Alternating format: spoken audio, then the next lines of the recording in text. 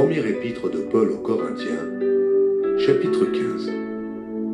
Je vous rappelle, frères, l'évangile que je vous ai annoncé, que vous avez reçu, dans lequel vous avez persévéré, et par lequel vous êtes sauvés. Si vous le retenez tel que je vous l'ai annoncé, autrement, vous auriez cru en vain.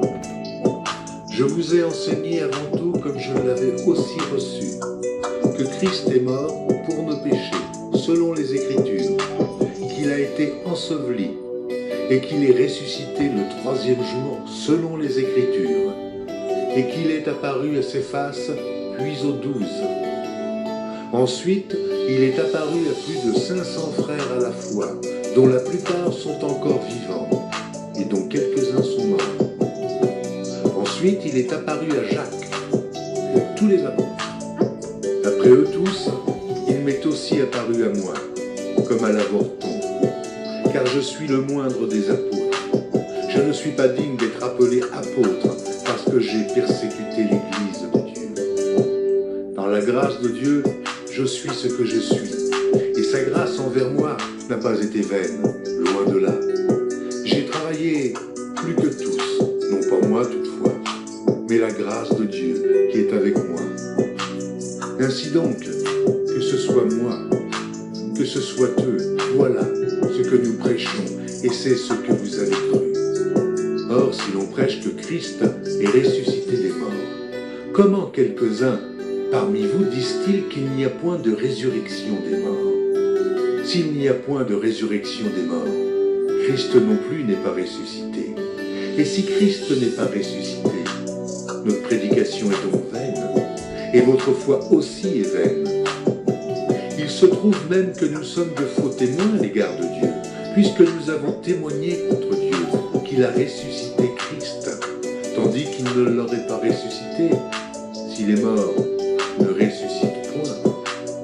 Car si les morts ne ressuscitent point, Christ non plus n'est pas ressuscité. Et si Christ n'est pas ressuscité, votre foi est vaine. Vous êtes encore dans vos péchés, et par conséquent, aussi ceux qui sont morts en Christ sont perdus. Si c'est dans cette vie seulement que nous espérons en Christ, nous sommes les plus malheureux de tous les hommes. Mais maintenant, Christ est ressuscité des morts. Il est les prémices de ceux qui sont morts. Car puisque la mort est venue par un homme, c'est aussi par un homme qu'est venue la résurrection des morts. Et comme tous meurent en Adam, de même aussi, tous revivront en Christ, mais chacun en son rang. Christ comme prémisse, puis ceux qui appartiennent à Christ lors de son avènement. Ensuite viendra la fin, quand il remettra le royaume à celui qui est Dieu et Père, après avoir détruit toute domination, toute autorité et toute puissance. Car il faut qu'il règne, jusqu'à ce qu'il ait mis tous les ennemis sous ses pieds. Dieu, en effet, a tout mis sous ses pieds. Mais lorsqu'il dit que tout lui a été soumis, il est évident que celui qui lui a soumis toutes choses est excepté. Et lorsque toutes choses lui auront été soumises, alors le Fils lui-même sera soumis à celui qui lui a soumis toutes choses, afin que Dieu soit tout en tous. Autrement, que feraient ceux qui se font baptiser pour les morts, si les morts ne ressuscitent absolument pas? Pourquoi se font-ils baptiser pour eux? Et nous, pourquoi sommes-nous à toute heure en péril? Chaque jour, je suis exposé à la mort. Je l'atteste, frère, par la gloire dont vous êtes pour moi le sujet en Jésus-Christ, notre Seigneur. Si c'est dans des vues humaines que j'ai combattu contre les bêtes à Éphèse, quel avantage m'en revient-il? Si les morts ne ressuscitent pas, mangeons et buvons, car demain nous mourrons.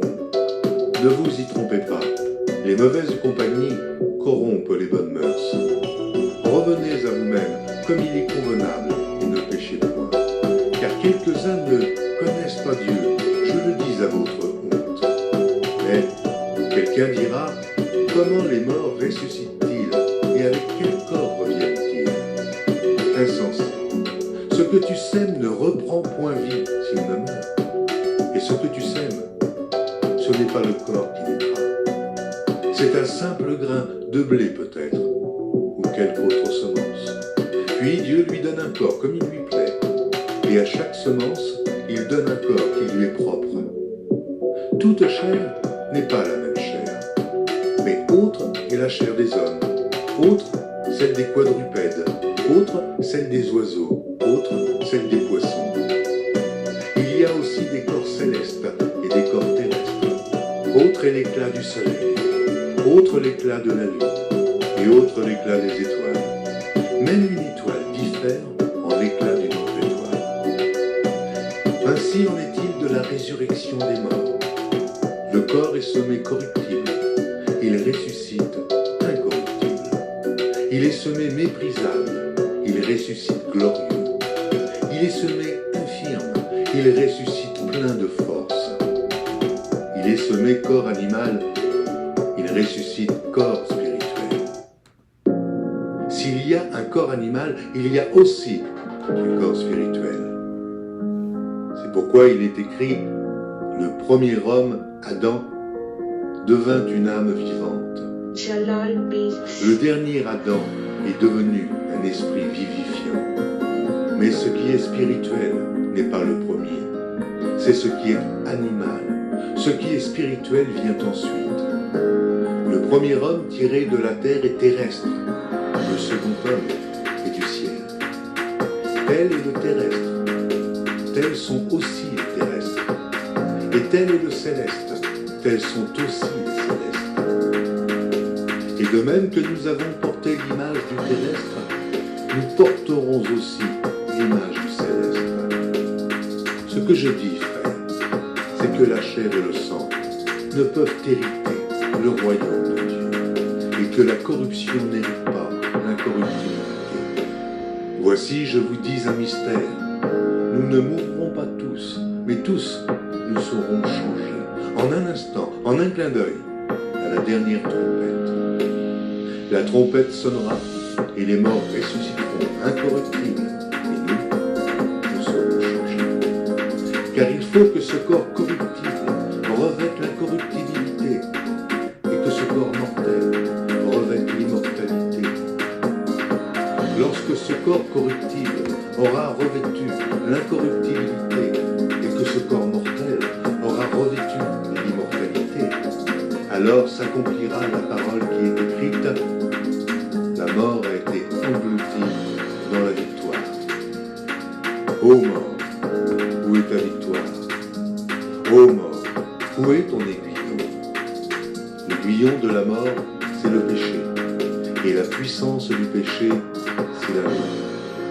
Mais grâce soit rendue à Dieu, qui nous donne la victoire par notre Seigneur Jésus-Christ.